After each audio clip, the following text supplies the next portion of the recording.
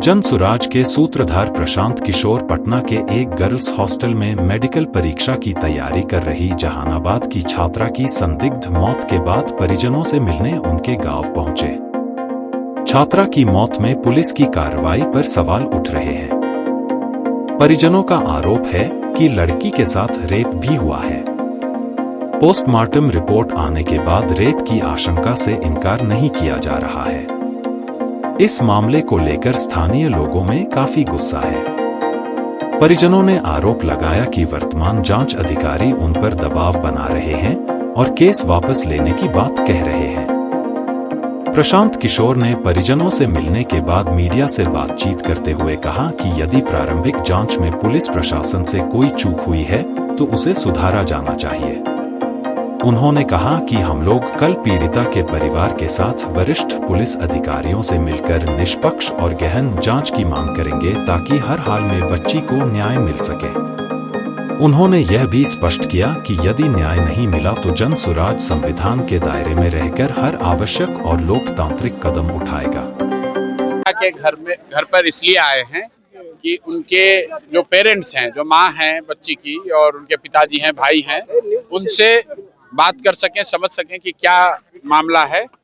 जो बात समझ में आ रही है कि इस बच्ची के साथ घटना हुई है, क्या रीजन है, कौन लोग दोषी हैं, ये तो हम लोग नहीं बता सकते हैं, लेकिन ये प्राइमा फेसी दिख रहा है कि पुलिस ने शायद आत्महत्या का केस बताने में जल्दीबाजी की है, क्योंकि कल जो पोस्टमार्टम का रिपोर्ट आया है उसमें ये स्पष्ट लिखा हुआ है, ओपिनियन जो डॉक्टरों ने दिया है कि उस बच्ची के साथ दुर्व्यवहार हुआ है।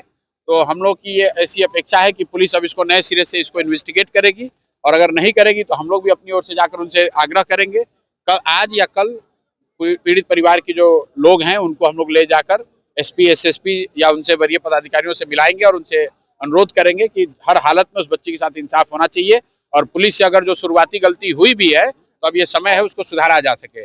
आप मीडिया के साथी हैं, आपके माध्यम से एक बात जरूर कहेंगे कि परिवार के लोगों ने ये कहा कि उन पर अभी जो वहाँ पर इन्वेस्टिगेटिंग अफसर हैं, एसएचओ हैं, थानेदार जो लोग भी हैं, वो दबाव बना रहे हैं, उनको हतोत्साहित कर रहे हैं, उनको ये बता रहे हैं कि इसमें न्याय नहीं मिल सकता है, इसमें 10-15 बरस लग सकता है, आप लोग पैसा वैसा लेकर इसको रफा दफा कीजिए। तो मुझे लग रहा है कि ये सिरे से गैर कानूनी है। जो इन्वेस्टिगेटिंग अफसर है उसको ये नहीं कहना चाहिए। तो इस बात की भी शिकायत वहाँ के वरीय पदाधिकारियों से की जाएगी। परिजनों का मुख्य मांग क्या था आपसे? परिजनों ने मुख्य रूप से आपसे परिजनों ने, खासकर उनकी माताजी ने एक ही बात कही कि हमारा जो नुकसान होना है, बच्ची हमारी चली गई, अब हर हालत में उसके साथ इंसाफ होना चाहिए। जिन लोगों को भी, जो लोग भी दोषी हैं, उन पर सख्त से सख्त कार्रवाई होनी चाहिए। प्रशांत सर, पुलिस और उनकी माँ जो है, मैं ये आपको बताना चाह रहा हूँ कि बहुत हिम्मत वाली महिला हैं, और उन्होंने जो बताया, जो मैंने सुना, आपको बता रहा हूँ। उन्होंने कहा है कि चाहे कुछ भी हो जाए, मैं लड़ना चाहती हूँ, कॉम्प्रोमाइज करने का कोई सवाल नहीं है, कहीं किसी तरह के लालच में, दबाव में आने की बात नहीं है। हम लोग चाहते हैं कि उस बच्ची के साथ जो दुर्व्यवहार हुआ है, जो लोग भी दोषी हैं, उस पर कार्रवाई हो। सर, एक और मांग उठ रही है कि हॉस्टलों को लेकर कुछ नियामक बनाया जाए ताकि लड़कियों की सेफ्टी सुनिश्चित हो। वो अलग मामला है। आज का मामला तो ये है कि इस बच्ची के साथ अगर गलती हुई है तो जिन लोगों ने भी गलती करा है उन पर सख्त से सख्त कार्रवाई हो।